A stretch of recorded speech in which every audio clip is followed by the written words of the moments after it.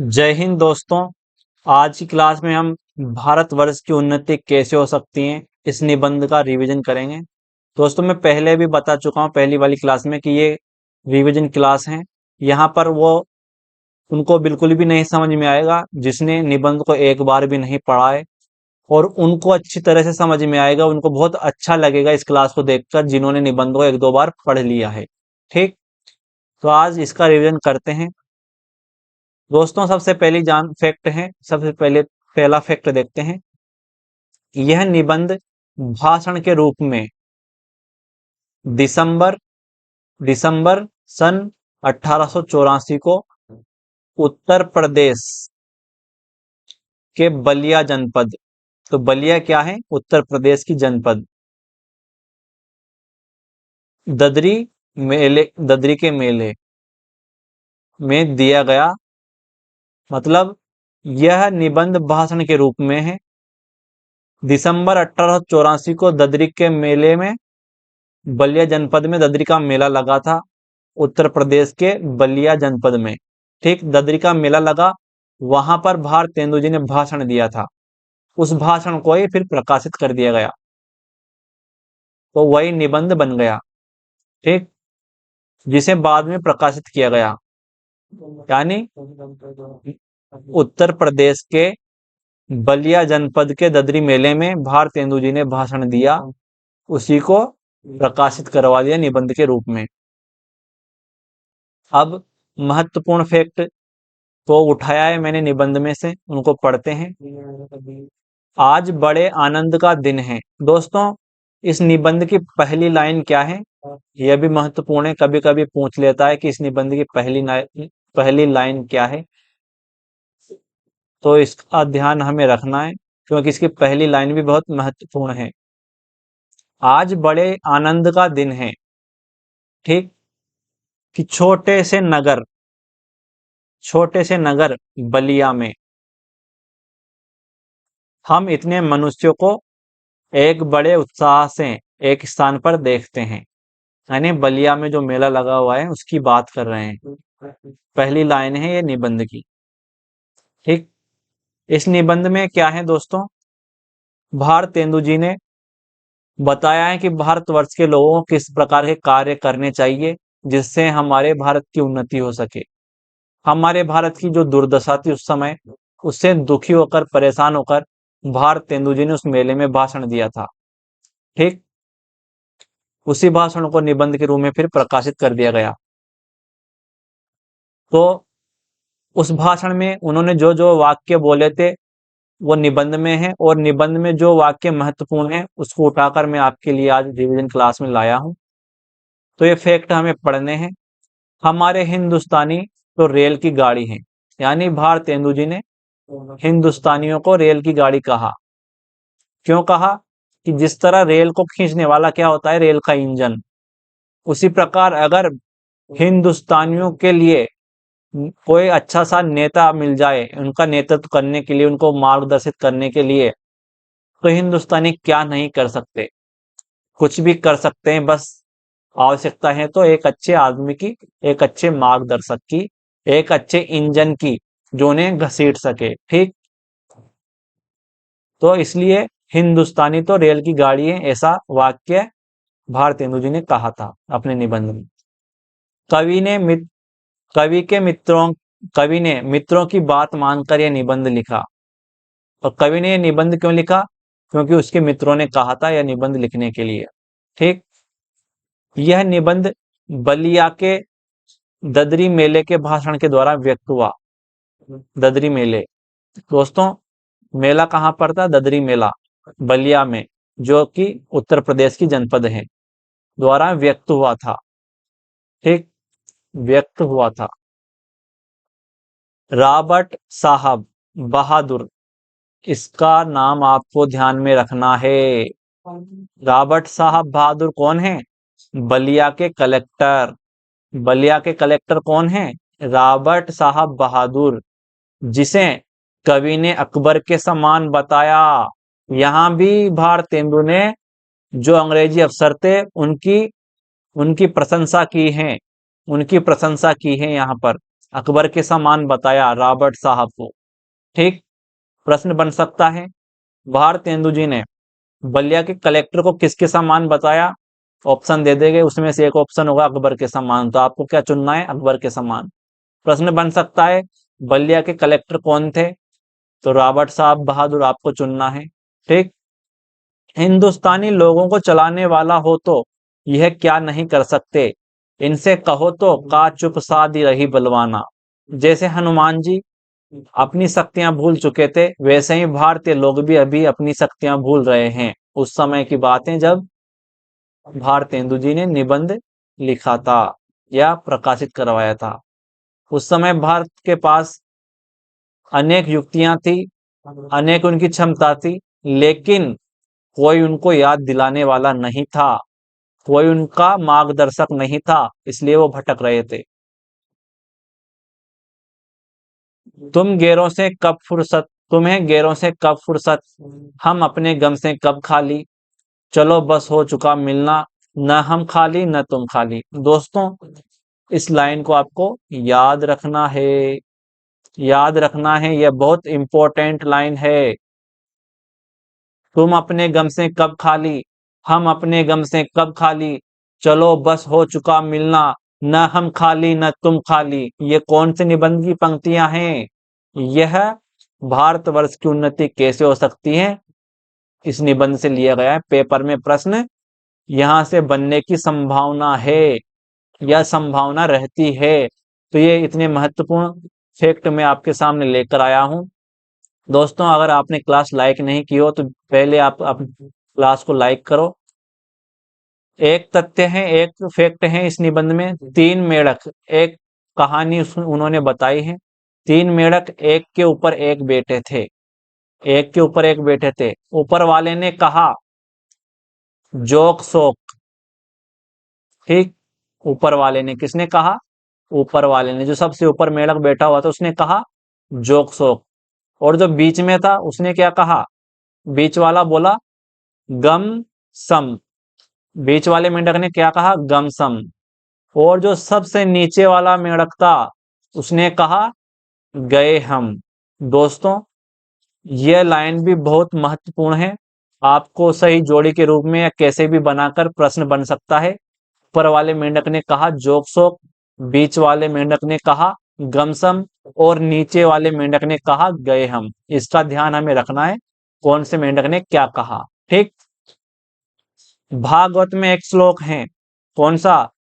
निर्देह मादयम सुलभम सुदुर्लभ प्लवम सुकल्पम गुरु कर्णधारम मवानुकूलेन तपः स्वतेरितम पुमान भवादि नह तरेत स आत्महा। दोस्तों, शायद यहां से क्वेश्चन न बने, लेकिन फिर भी आपको ध्यान में रखना है, भागवत का एक श्लोक है ये। ठीक। प्रश्न इस तरह बन सकता है कि यह कहां से, यह पंक्ति कहां से ली? तो भागवत गीता से ली भारतेंदु जी ने। ठीक। एक तथ्य उन्होंने ये बताया था अपने निबंध में कि विलायत में गाड़ी के कोचवान भी अखबार पढ़ते हैं। कोचवान भी अखबार पढ़ते हैं कहाँ के? विलायत के, अपने देश के नहीं, दूसरे देश के। विलायत से मतलब दूसरे देश, अंग्रेजों का देश। ठीक। कोचवान भी अखबार पढ़ते हैं, यानी उस देश की प्रशंसा कर रहा है कि वहां के गाड़ी चलाने वाले भी इतने होशियार, इतने पढ़े लिखे, इतने जागरूक होते हैं कि अपने समय का सदुपयोग कैसे करना है। अगर वह उनके मालिक कहीं उतरकर कहीं चले जाए तो तुरंत अपनी गद्दी के नीचे से अखबार निकालते हैं और अपने देश की खबर जानने के लिए अखबार को पढ़ते हैं। लेकिन हमारे देश की हालत यह है कि उनको पता ही नहीं है कि हमारे देश में क्या चल रहा है, उनको खबर ही नहीं है। इसलिए इस तथ्य को यहाँ पर रखा था उन्होंने निबंध में। आगे फैक्ट देखते हैं दोस्तों। इस निबंध में भारतेंदु जी ने मलुकदास का एक दोहा भी उठाया है। कौन सा दोहा है मलुकदास का? ये, अजगर करे न चाकरी, पंछी करे न काम, और दास मलुका कही गए सबके दाता राम। यानी क्यों कहा? उस समय भारतीय लोग इतने आलसी हो चुके थे, कि उनको अपने देश की फिक्र नहीं थी, खाते पीते थे, बस अपने से मतलब रखते थे। इसलिए उन्होंने यहाँ पर इस दोहे को रखा है भारतीयों की विशेषता बताने के लिए कि अजगर करे न चाकरी, पंछी करे न काम, दास मलुका कही गए सबके दाता राम। तो यह बहुत महत्वपूर्ण फैक्ट है दोस्तों, इसको आपको याद रखना है। इसको मैं मोस्ट लगा देता हूँ। इस दोहे को दे देंगे और बोल देंगे कौन से निबंध में है, तो आपको लिखना है भारतवर्ष की उन्नति कैसे हो सकती है, निबंध में है। ठीक, अगला फैक्ट पढ़ते हैं। किसी ने बहुत ठीक कहा है कि दरिद्र कुटुंबी इस तरह अपनी इज्जत को बचाता फिरता है, जैसे लाजवंती बहू फटे कपड़ों में अपने अंग को छिपाती है। दोस्तों इस लाइन को आपको ध्यान में रखना है। प्रश्न बन सकता है, इस लाइन को दे देंगे और बोलेंगे कि यह लाइन कौन से निबंध से ली गई है। यह महत्वपूर्ण लाइन है। ठीक, इसको आपको ध्यान में रखना है, कौन से निबंध से ली गई है, भारतवर्ष की उन्नति कैसे हो सकती है। अगला दोहा देखते हैं दोस्तों, चंद बरदाई का। चंद बरदाई की जो बात कही गई है, पृथ्वीराज चौहान और चंद बरदाई का थोड़ा सा तथ्य अपने निबंध में भारतेंदु जी ने रखा है। इनका एक दोहा भी उन्होंने रखा है कि अब की चढ़ी कमान को जाने फिर कब चढ़े, जिन चूके चहु आज इक्के मारे इकसरा। ठीक, यानी अभी ऐसा समय है कि अंग्रेजी सरकार हमें पढ़ने लिखने के लिए अनेक सुविधाएं दे रही है। अगर इस समय हम पढ़ लिख नहीं पाए तो फिर पता नहीं कब हमें ऐसी सुविधाएं मिलेगी। तो अब की चढ़ी कमान पर जाने फिर कब चढ़े, यानी अभी ऐसा अच्छा समय है भारतीयों के लिए अपना विकास करने के लिए। लेकिन अगर तुम इस समय भी नहीं जागे, फिर पता नहीं तुम्हारा भला कब होगा। ठीक, यहाँ चहु आज, इसका मतलब है चौहान। चहु आज यानी चौहान है, चौहान यानी पृथ्वीराज चौहान। जिन चूके चहु आज। ठीक, चहु आज यानी चौहान आज चूके तो इके मारे इक सरा। इसका अर्थ तो पता नहीं, लेकिन इसको पंक्ति को आपको ध्यान में रखना है दोस्तों। ठीक है, ये भी मोस्ट है। आगे फैक्ट देखते हैं दोस्तों, सब उन्नतियों का मूल धर्म है। इससे प्रश्न बन चुका है, इससे जून वाले पेपर में यह प्रश्न बना था कि भारतेंदु जी ने भारतवर्ष की उन्नति कैसे हो सकती है। इस निबंध में सब उन्नतियों का मूल किसे माना, तो किसे माना, धर्म को। सब उन्नतियों का मूल क्या है, धर्म। ठीक, वास्तविक धर्म तो केवल परमेश्वर के चरण कमल का भजन है। इस बार पेपर में प्रश्न क्या बनेगा कि भारतेंदु जी ने वास्तविक धर्म क्या माना, तब हमें लिखना है परमेश्वर के चरण कमल का भजन।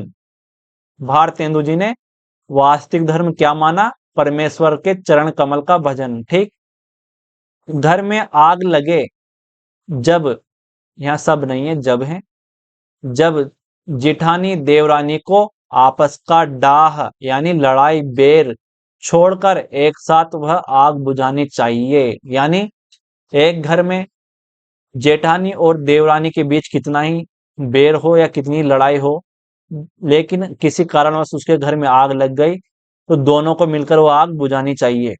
ठीक, दोनों को मिलकर आग बुझानी चाहिए, उस समय बेर छोड़ देना चाहिए, तभी उनका घर बचेगा। ठीक, ऐसे ही भारत के लिए कहा गया है कि इस समय हिंदू और मुस्लिम लोगों को अपना आपस का बैर छोड़कर इस देश के विकास के लिए, इस देश को आगे बढ़ाने के लिए अपना बैर भूलना चाहिए और उसकी उन्नति के लिए काम में लगना चाहिए। ठीक, एक दो पंक्ति और है दोस्तों इसमें, इसको भी हमें ध्यान रखना है। शौक तिल्फी से मुझे गुल की जो दीदार का था, न किया हमने गुलिस्तां का सबक याद कभी। ये गजल का एक शेर है, इसको ध्यान में रखना है। ये कौन से निबंध में है, भारतवर्ष की उन्नति कैसे हो सकती है, भारतवर्ष की उन्नति कैसे हो सकती है। मीर हसन, कोई भी नाम आए इनको ध्यान में रखना है। मीर हसन और इंद्र सभा, पढ़ाकर छोटेपन ही से लड़कों का सत्यानाश मत करो। इस बार पेपर में आएगा, अपने लड़कों को ऐसी किताबें छूने भी मत दो। भारतेंदु जी ने इस बार पेपर में प्रश्न बनेगा, भारत तेंदु जी ने किसकी किताबों को छूने से मना किया है? मीर हसन और इंद्र सभा को। ठीक, इनको मत पढ़ो, इन शायरी, इन गजलों को, इन गजलों की किताब को मत पढ़ो, इश्क मोहब्बत की किताबों को मत पढ़ो। इससे आपका नुकसान है, आप अपने लक्ष्य से भटक जाओगे, फिर अपने देश के विकास, अपने देश की आजादी के लिए ध्यान लगा नहीं पाओगे। इसलिए इन्होंने इन किताबों को दूर रखने की कहा है, इन किताबों से दूर रहने को कहा है। ठीक, भारत में जो बाहर से चीजें आयात होती हैं उनके बारे में बताया है कि मार्किन मार्किन की धोती अमेरिका से आती है भारत में। कहाँ से आती है, इसका आपको ध्यान में रखना है। ये 3-4 फैक्ट ऐसे हैं, बहुत ही इंपॉर्टेंट हैं, तो इसको मैं मोस्ट लगा देता हूं।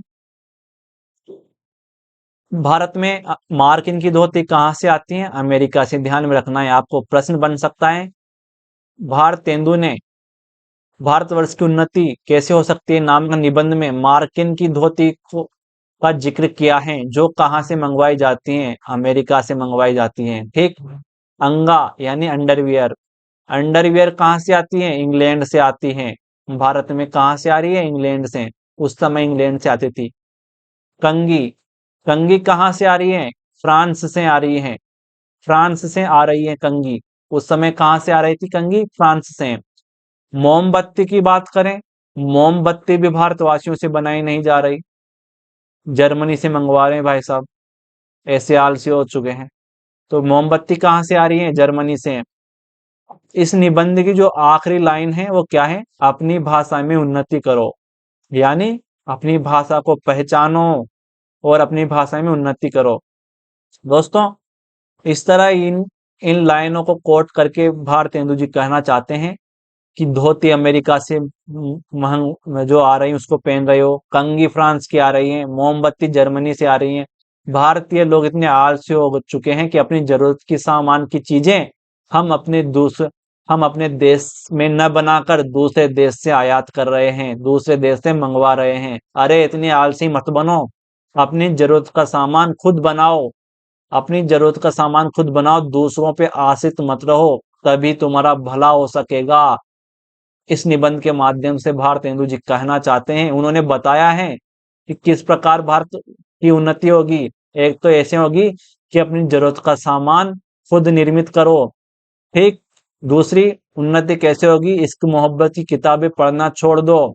ठीक, इस तरह बहुत सारे तथ्य उन्होंने बताए हैं इस निबंध में।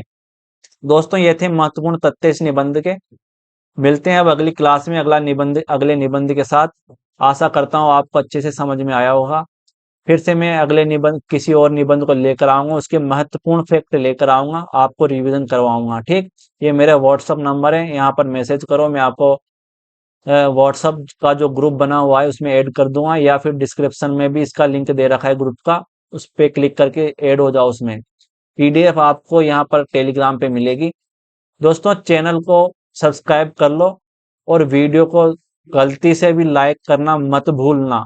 आपके लिए इतनी मेहनत से क्लास तैयार कर रहा हूँ दोस्तों, तो आपका हक बनता है, आपका कर्तव्य बनता है, कम से कम क्लास को लाइक तो करो। ठीक है दोस्तों, तो मिलते हैं अगले लेक्चर में।